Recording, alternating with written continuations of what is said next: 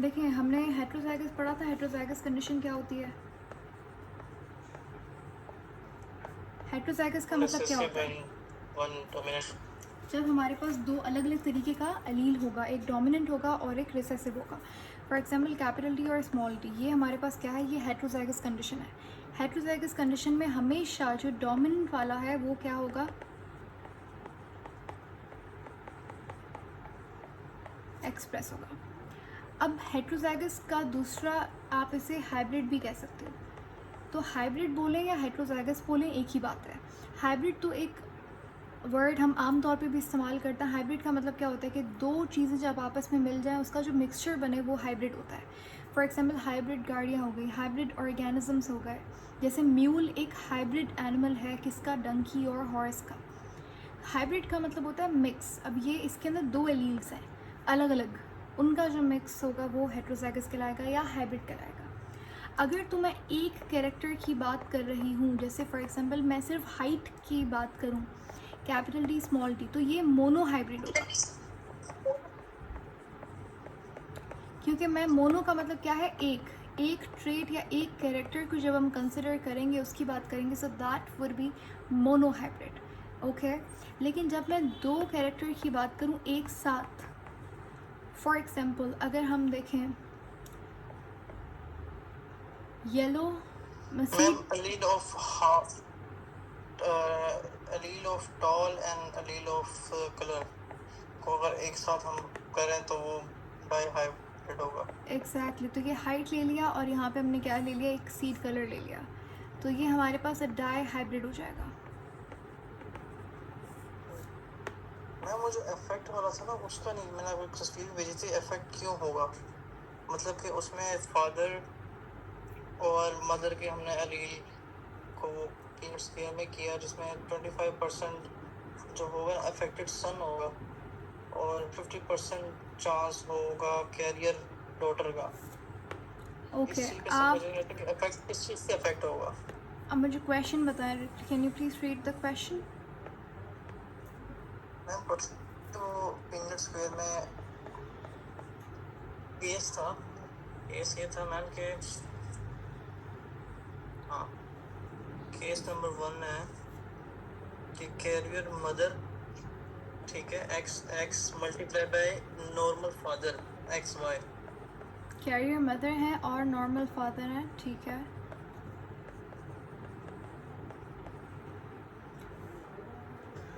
अच्छा, ये तो इसका आपने मुझे पीनट बता स्क्वायर दिया केसेस कुछ गिवन होंगे। इसका मेन क्वेश्चन क्या है? ऊपर पूछ क्या रहा है? How inheritance work in Punnett example. जी ओके।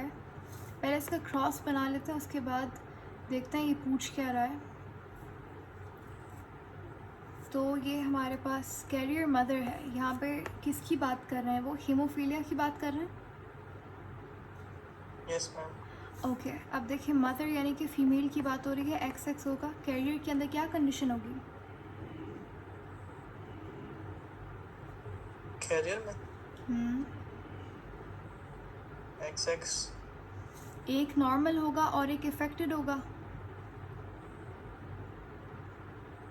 Yes ma'am. तो नॉर्मल के लिए कैपिटल एन का इस्तेमाल किया जाता है, और जो हमारे पास हीमोफिलिक जीन है जो रिसेसिव होता है एक्स के ऊपर, उसके लिए स्मॉल आर का इस्तेमाल करता है। ठीक है। इसको हमने क्रॉस करवाना है किसके साथ? मेल के साथ फादर, जो कि एक्स वाई है, और ये फादर कैसा है? नॉर्मल। तो यानी कि फादर का जो एक्स है वो कैसा है? हेल्थी है। अब यहाँ पे आप क्रॉस करें,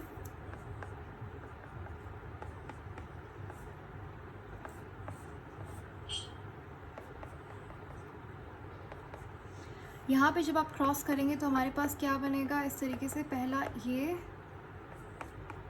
एक्स एन और एक्स एन।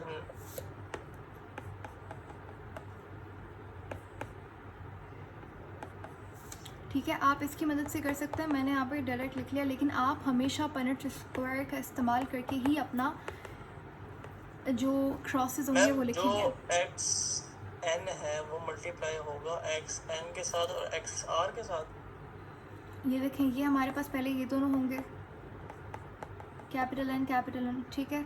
उसके बाद ये और ये होगा, क्या आ गया, स्मॉल आर और कैपिटल एन, ठीक है, ये रहा।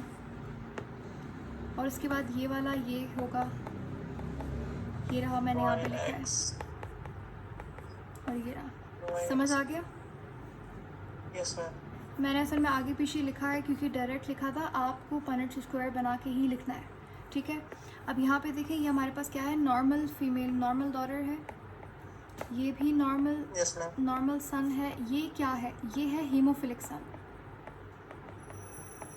ये क्या है, ये है हीमोफिलिक सन। और ये क्या है, ये है carrier daughter. Ma'am carry daughter में से होता क्या है? कैरियर डॉटर का मतलब ये है, देखें, फीमेल के पास हमारे पास 2 एक्स है। जो हीमोफीलिया का जीन है, हीमोफीलिया का जो जीन है, वो आपने 2 चीज़ें याद रखनी है। एक तो वो एक्स के ऊपर होगा हमेशा, वाई पे नहीं हो सकता। वाई पे हीमोफीलिया नहीं हो सकती क्योंकि ये एक्स पे है। हमने पढ़ा था सेक्स लिंक इनहेरिटेंस, कुछ जीन्स ऐसे हैं जो कि एक्स क्रोमोसोम पे हैं, वाई पे नहीं है। कुछ जीन्स ऐसे हैं जो कि वाई पे हैं, एक्स पे नहीं है। जैसे बताया था बाल्डनेस का जो जीन होता है, वो सिर्फ मैम और ये सिर्फ वाई हेमोफीलिया पे कलर होता है। ब्लाइंडनेस है? नहीं, दोनों अलग अलग चीज़ें। हीमोफीलिया क्लॉटिंग डिसऑर्डर होता है।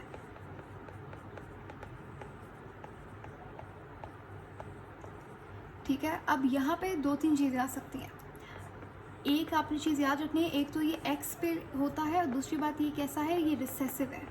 तो अगर एक फ़ीमेल के पास 2 एक्स होते हैं, ठीक है, अगर उसके पास एक नॉर्मल है और एक हीमोफीलिया वाला एक्स है, तो हमेशा, क्योंकि ये हीमोफीलिया वाला कैसा है, रिसेसिव है, तो ये जो हेल्थी वाला एक्स होगा ये पावरफुल होता है, स्ट्रांग होता है, तो ये एक्सप्रेस होगा। तो ये जो फीमेल बनेगी, ये फिनोटाइप तो इसका बिल्कुल नॉर्मल होगा, लेकिन ये कैरियर होगी। कैरियर का मतलब क्या है कि इसके जीन के अंदर तो हीमोफीलिया वाला एक्स है, तो ये जब इसके आगे क्रॉसेस बनाएंगे हम, इसकी जो जनरेशन होगी आगे, तो चांसेस हैं कि ये फीमेल जब हमारे पास आगे ऑफस्प्रिंग्स बनाएगी अपने, तो उसके बच्चों में हीमोफीलिया हो सकता है। स्पेशली लड़कों में ज़्यादा चांसेस होंगे, क्योंकि बॉयज़, अगर हम मेल की बात करें तो उनके पास एक ही एक्स है, और वो जो एक्स है वो फादर से भी आ सकता है, मदर से भी आ सकता है। अगर ये एक्स, एक भी एक्स क्या हुआ, हीमोफीलिया वाला हुआ, तो जो मेल होगा, जो सन होगा, वो इफ़ेक्टेड होगा, हीमोफीलिक सन होगा, ठीक है। Yes ma'am. कैरियर का कॉन्सेप्ट समझ आया? Yes ma'am. ओके, अब हम, जो भी क्वेश्चन था, आई होप वो क्लियर हो गया है अब आपका। Yes. Okay, can we move to the next chapter? Yes ma'am. Okay, do you have any other questions? Otherwise, we can move to the next chapter. Yes ma'am. Okay, perfect. So, इसको हम यहाँ से remove कर देते हैं। Okay, next जो हम chapter discuss करेंगे वो है क्या, रेस्पिरेटरी सिस्टम, या फिर आप कह सकते हैं gaseous exchange.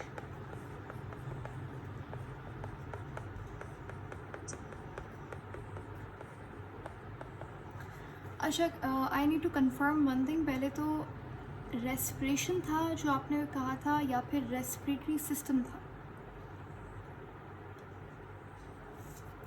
Ma'am respiratory system. Okay, फिर अच्छा, रेस्पिरेटरी सिस्टम और गैसियस एक्सचेंज दोनों चैप्टर के अंदर हम ऑलमोस्ट सेम ही चीज़ पढ़ रहे होते हैं।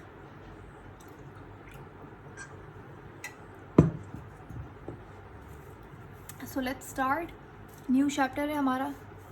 सबसे पहले थोड़ा सा ह्यूमन एनाटॉमी को हम लोग ब्रेक डाउन कर लेते हैं, डायसेक्ट करते हैं ह्यूमन बॉडी को। ये हमारे पास जॉन है, ठीक है। चलो, आई नीड सम स्पेस, तो not gonna right his name. आप समझ जाइएगा, ये हमारे पास एक ह्यूमन बॉडी है। ये बहुत बार मैंने पिछले लेक्चर्स के अंदर बात रिपीट की है, लेकिन दोबारा से बता दूँ, हमारे पास देखें, अगर ह्यूमन बॉडी के अंदर लिम्स को रिमूव कर दें, हाइंड लिम्स और फोर लिम्स को आप हटा दें, तो बॉडी एक सिलेंडर की तरह दिखती है। Yes ma'am. ठीक है, इसको हम थोड़ा सा यहाँ पे इंक्रीज़ कर लेते हैं। मैंने क्या किया, जस्ट इसका ऊपर वाला जो पार्ट था और जिसकी लिम्स थी वो रिमूव कर दी। पीछे मेरे पास एक सिलेंडर लाइक स्ट्रक्चर बच गया और इस सिलेंडर के अंदर ही सारी चीज़ें, जितना भी बॉडी ऑर्गन है, जितना भी बॉडी टिश्यू है, वो सब का सब अब यहाँ पे पड़ा हुआ है। खासकर बॉडी ऑर्गन जितना भी है वो इस सिलेंडर के अंदर पैक्ड है। तो ये जो बॉडी, अच्छा, बायो के अंदर जो वर्ड कैविटी है हम इस्तेमाल करते हैं स्पेस के लिए, ठीक है। तो ये जो बॉडी कैविटी होती है इसको हम क्या कहेंगे, बॉडी कैविटी। तो बॉडी कैविटी का दूसरा नाम क्या है,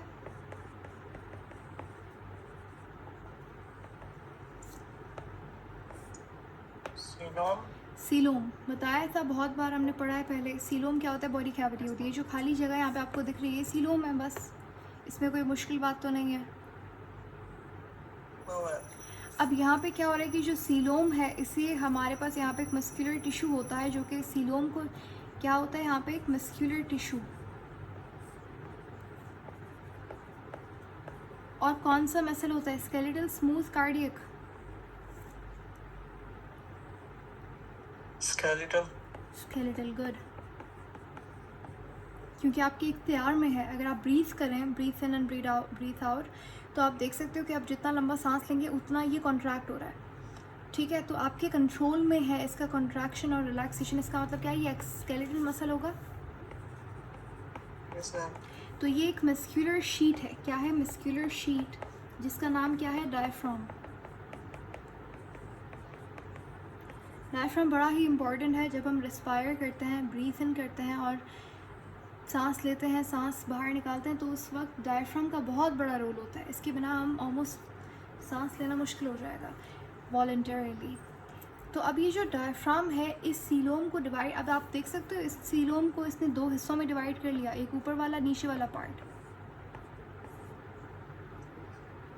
Yes, ma'am. ठीक है। ये अपनी तरफ से मैंने कुछ भी नहीं लिखा, ये डायफ्राम का कमाल है। इसने बॉडी सीलोम जो थी उसको इसने डिवाइड कर दिया दो पार्ट में, अपर पार्ट, लोअर पार्ट। तो अपर सीलोमिक कैविटी और लोअर सीलोमिक कैविटी। तो जो ऊपर वाली है यहाँ पे, इसको हम क्या कहते हैं, इसको हम कहते हैं चेस्ट कैविटी। ये इस पार्ट को हम जनरली भी मतलब जो कहते हैं ना, ये सीने में दर्द हो रहा है, तो वो चेस्ट का मतलब वही होता है। तो ये क्या होगा, ये चेस्ट कैविटी कहलाएगी। इसको रेस्पिरेटरी कैविटी भी कह सकते हैं, चेस्ट कैविटी कह सकते हैं, लंग्स कैविटी कह सकते हैं, ठीक है। अगर आप देखें चेस्ट कैविटी के बारे में, तो चेस्ट कैविटी में मेजर क्या चीज़ें पड़ी हुई हैं, लंग्स हैं, रिब्स पड़ी हुई हैं आपकी, ठीक है। ये सारा चीज़ें कहाँ है, डायफ्राम के ऊपर है। क्लियर। Yes, ma'am. एक और चीज़ याद रखिएगा, चेस्ट कैविटी का दूसरा नाम है थोरेसिक कैविटी।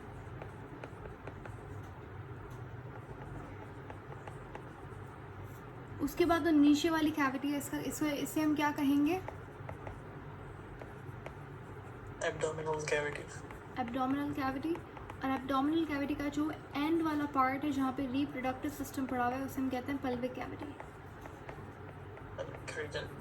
ठीक है। आपका हार्ट जो है जिस कैविटी में पड़ा हुआ है, यानी कि थोरेसिक कैविटी के अंदर ही हमारे पास वो जगह जहाँ पे हार्ट पड़ा हुआ है, वो कैविटी क्या कहलाती है, मीडियास्टिनम कैविटी।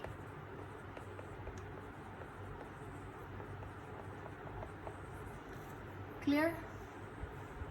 Yes, ma'am.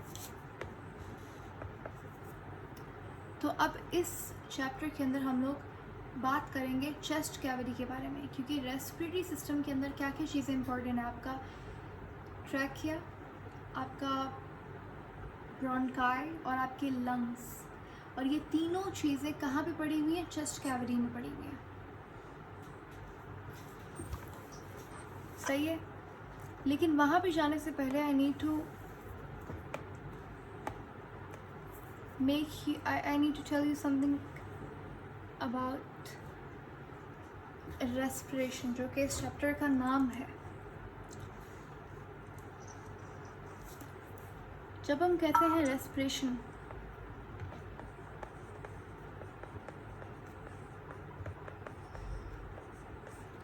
तो यहाँ पे रेस्पिरेशन दो तरीके की होती है। एक होती है कौन सी, एक्सटर्नल रेस्पिरेशन। एक्सटर्नल रेस्पिरेशन का मतलब क्या है कि जब आप जो, इसको हम ब्रीथिंग भी कह सकते हैं, ठीक है, ये आपसे क्वेश्चन पूछा जा सकता है कि breathing is also called as, आप बोलेंगे वेंटिलेशन।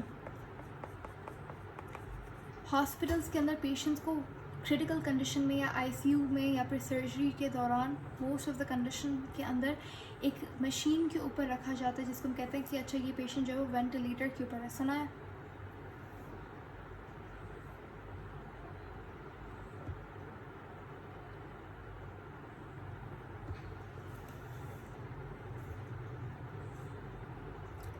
बताएं आप, किसी ने सुना है वर्ड वेंटिलेटर?